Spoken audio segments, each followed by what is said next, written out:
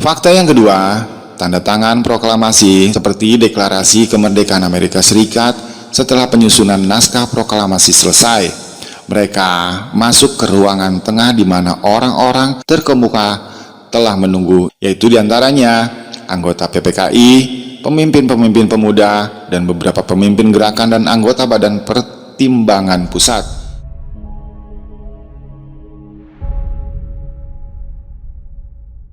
Assalamualaikum warahmatullahi wabarakatuh, Sobat Baraya Pembelajar. Gimana kabarnya? Semoga kondisinya dalam keadaan sehat walafiat tanpa kurang suatu apapun. Di postingan kali ini, kita coba sedikit menguak fakta sejarah Hari Kemerdekaan 17 Agustus 1945 yang mungkin sedikit terlupakan. Kenapa bisa seperti itu? Yuk simak uraian berikut ini hingga tuntas, biar nggak gagal paham ya lur. Siapa sih yang nggak tahu tanggal Indonesia merdeka? Tentu semuanya tahu. 17 Agustus 1945 merupakan hari di mana Indonesia mendeklarasikan kemerdekaannya ke segala penjuru. Tapi ada beberapa fakta sejarah yang terabaikan, yang tidak semua orang tahu. Simak hasil rangkuman yang gue ambil dari berbagai sumber dan gue rangkum dalam satu postingan ini. Fakta yang pertama, mencari proklamator. Setelah menjalani pengasingan selama 6 tahun, usai PNI pendidikan dibubarkan, Syahrir dibebaskan oleh Jepang. Segeralah seorang bernama Asri Sastra menemui Syahrir yang ditempatkan di komplek polisi Sukabumi bersama dengan Hatta. Mereka membuat rencana agar Muhammad Hatta berpura-pura bekerja sama dengan Jepang untuk melindungi teman-temannya.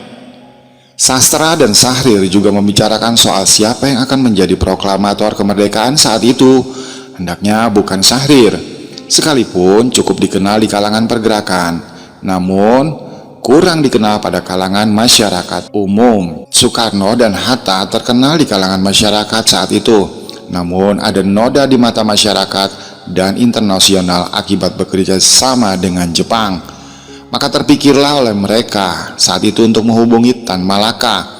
Namun sangat sulit untuk dicari keberadaan Tan Malaka waktu itu, karena pada tanggal 1 Mei 1922 pemerintah kolonial Belanda membuang Tan Malaka ke Belanda. Sejak saat itu ia berkelana ke berbagai negara. Pada tahun 1942 ia melarikan diri ke Indonesia. Lalu pada tahun 1943 ia sempat melarikan diri ke Bayah, Banten dengan nama samaran Ilyas Hussein, bukan Ibrahim seperti yang pernah diberitakan.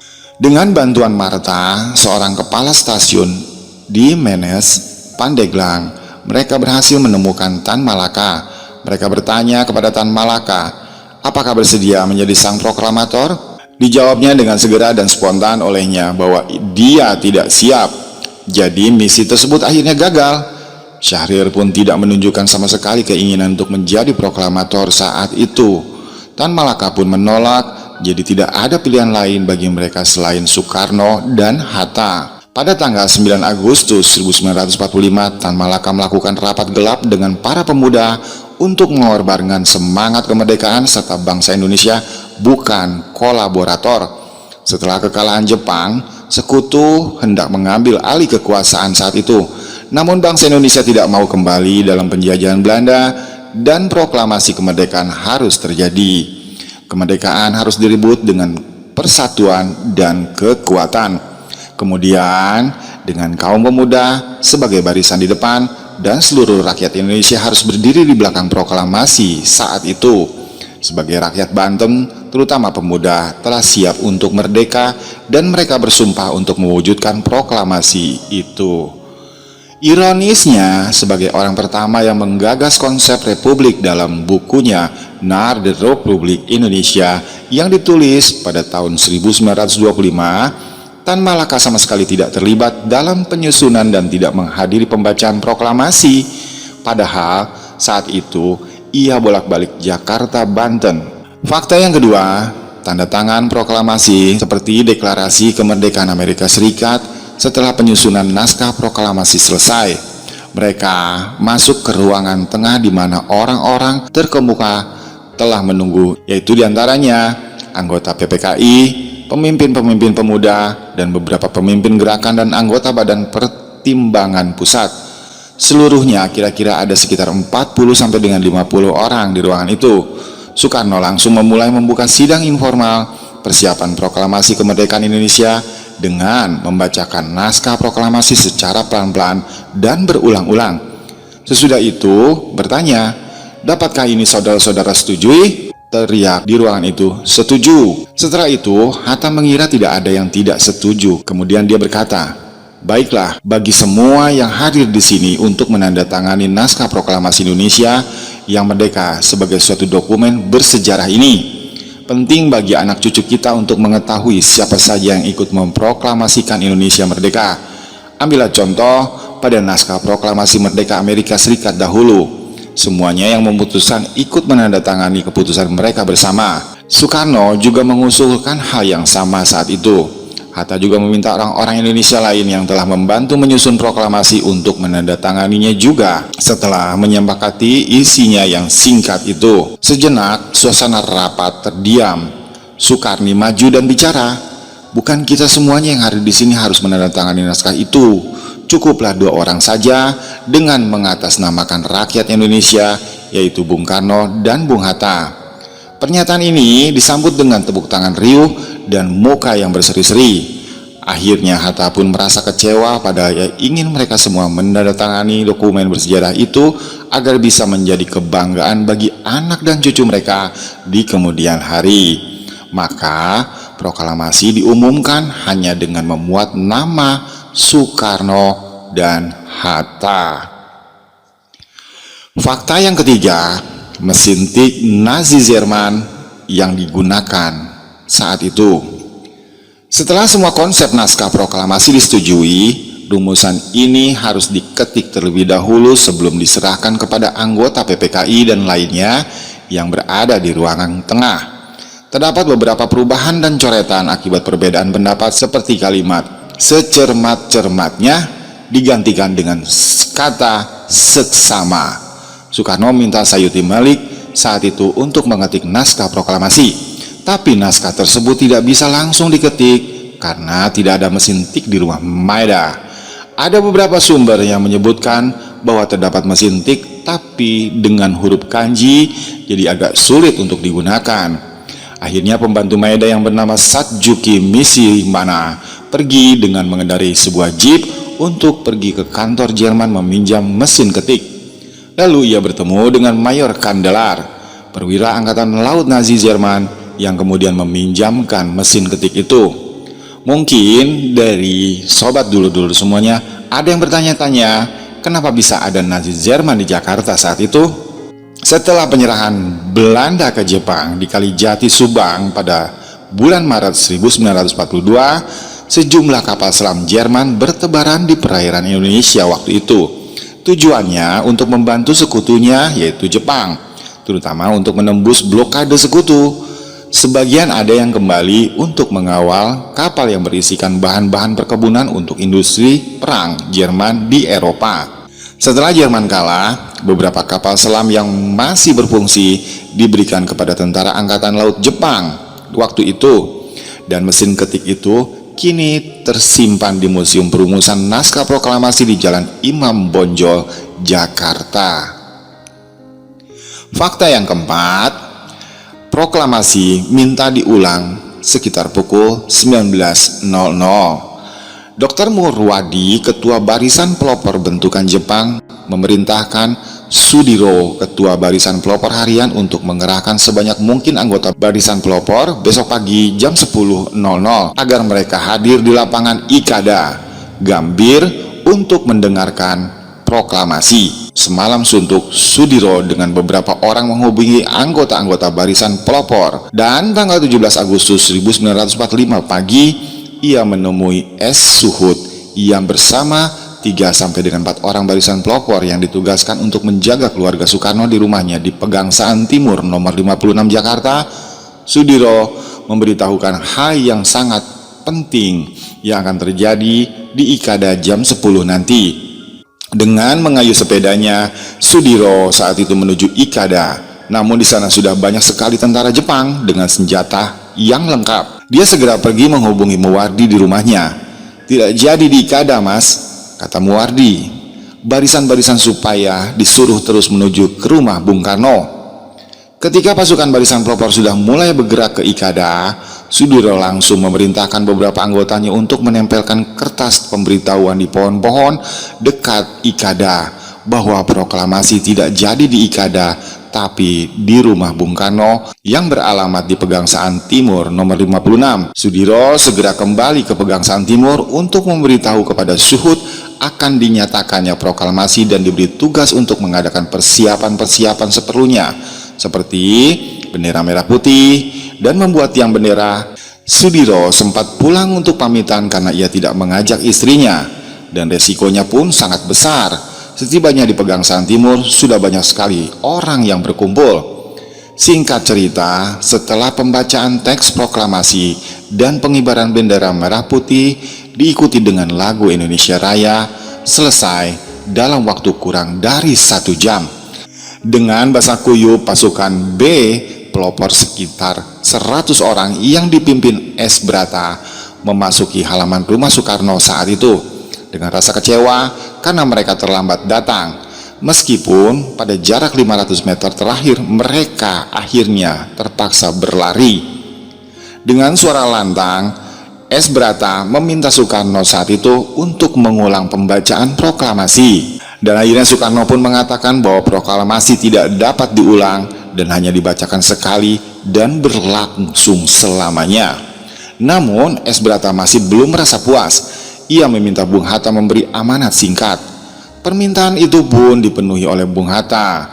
Tidak lama setelah Bung Hatta pulang, 3 orang pembesar Jepang pun datang yang diutus oleh Gung Seiken untuk pergi ke Pegangsaan Timur nomor 56 untuk melarang Soekarno mengucapkan proklamasi. Namun sayangnya proklamasi itu sudah diucapkan oleh Soekarno. Banyak kalangan mempertanyakan, benarkah negara Indonesia merdeka pada tanggal 17 Agustus? Sebagian kalangan menceritakan bahwa ada fakta serah terima kedaulatan oleh Ratu Beatrix yaitu dari Belanda kepada Dr. Andes Muhammad Hatta yang kelak menjadi wakil presiden RI pertama pada tanggal 27 Desember 1949 di Den Haag, Belanda. Merupakan tonggak awal dari terbentuknya negara Republik Indonesia secara de facto oleh seluruh penjuru dunia. Sedangkan tanggal 17 Agustus 1945 yang merupakan hari raya kemerdekaan Indonesia sampai saat ini hanyalah baru merupakan sebuah proklamasi dan belum direstui oleh totali negara di dunia. Jadi ada yang mungkin perlu dikoreksi di sini. Bukan maksud saya menentang pengakuan bahwa 17 Agustus 1945 sebagai hari kemerdekaan kita, namun sejarah perlu dibenarkan. Jika diselidiki secara ilmiah dari berbagai sumber bahwa hari kemerdekaan Indonesia itu sebenarnya adalah 27 Desember 1949 dengan adanya pengakuan kedaulatan oleh Belanda sebagai pihak penjajah serta blok barat, yaitu sekutunya Belanda. Dua peristiwa ini dalam ilmu sejarah bisa dikatakan sebagai fakta, tapi dalam unsur hard fact atau fakta yang keras, kita bisa mengatakan keduanya mempunyai penjelasan rasional bahwa kedua waktu tersebut terkait dengan penjelasan yang sebenarnya.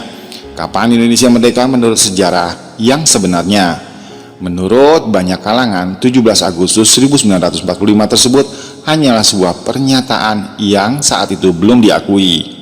Jika dilihat dari masanya ketika peristiwa tersebut berlangsung, proklamasi yang dikumandangkan oleh 2 orang founding father kita belumlah diakui secara de facto dan universal, bahkan oleh Belanda sendiri sebagai si penjajah, dan kita pun masih dalam kondisi saat itu masih dijajah.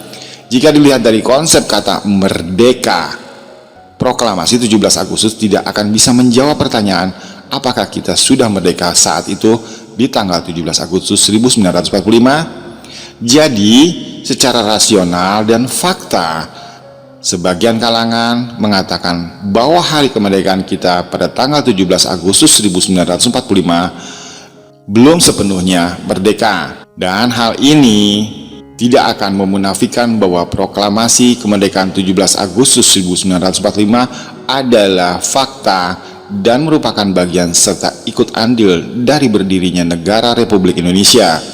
Tapi sebagian kalangan pun ada yang beranggapan bahwa proklamasi 17 Agustus 1945 hanyalah sekedar proklamasi, belum dalam artian yang sebenarnya, yaitu hari kemerdekaan Indonesia. Bagi sebagian kalangan tersebut tadi, tanggal 17 Agustus 45 sebaiknya ditetapkan sebagai hari proklamasi, bukan hari kemerdekaan Indonesia, karena yang lebih tepat dianggap sebagai hari kemerdekaan Indonesia adalah di tanggal 27 Desember 1949 dengan adanya serah terima kedaulatan yang dilakukan oleh Ratu Beatrix dari Belanda dengan Dr. Randes Muhammad Hatta dari Indonesia. Di samping itu pun, jika masih menganggap bahwa 17 Agustus 1945 adalah hari kemerdekaan Republik Indonesia, kenapa tidak kita katakan saja hari kemerdekaan Republik Indonesia terjadi pada tahun 1928 dengan adanya Deklarasi Sumpah Pemuda waktu itu. Ini perlu diluruskan secara ilmiah, bukanlah dengan cara emosional. Namun akhirnya dari berbagai kalangan menganggap bahwa 17 Agustus 1945 itu adalah kemerdekaan RI secara de facto, karena sudah diproklamasikan dan diakui oleh beberapa negara di dunia waktu itu. Sedangkan 27 Desember 1949 itu kemerdekaan Republik Indonesia secara de jure karena ditandai dengan penyerahan kekuasaan dan pengakuan secara tertulis dari bekas penjajah. Hanya itulah poin yang membedakannya. Jadi seluruhku semuanya ini sekedar data-data bahan rangkuman yang gue ambil dari berbagai bahan dan beberapa referensi. Terlepas dari itu semuanya, yang paling terpenting memang saat ini kita sudah menjadi negara yang merdeka. Namun fakta-fakta sejarah yang disebutkan tadi dalam uraian ini adalah menguak sebagai tambahan wawasan bagi kita yang tidak boleh melupakan sejarah yang sebenarnya. Apakah memang semua fakta dan data tersebut disebutkan di atas tadi adalah yang semuanya memang real sebenarnya atau tidak? Wallahu a'lam bishawab. Setidaknya ini adalah rincian sedikit tambahan fakta-fakta sejarah yang tidak boleh dilupakan oleh kita semua.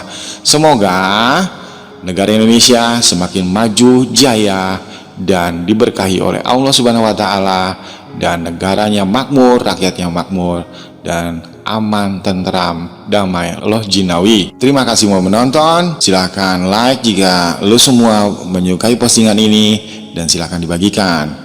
Dan jangan lupa subscribe agar kita berjumpa kembali di postingan berikutnya. Terima kasih mau menonton. Assalamualaikum warahmatullahi wabarakatuh.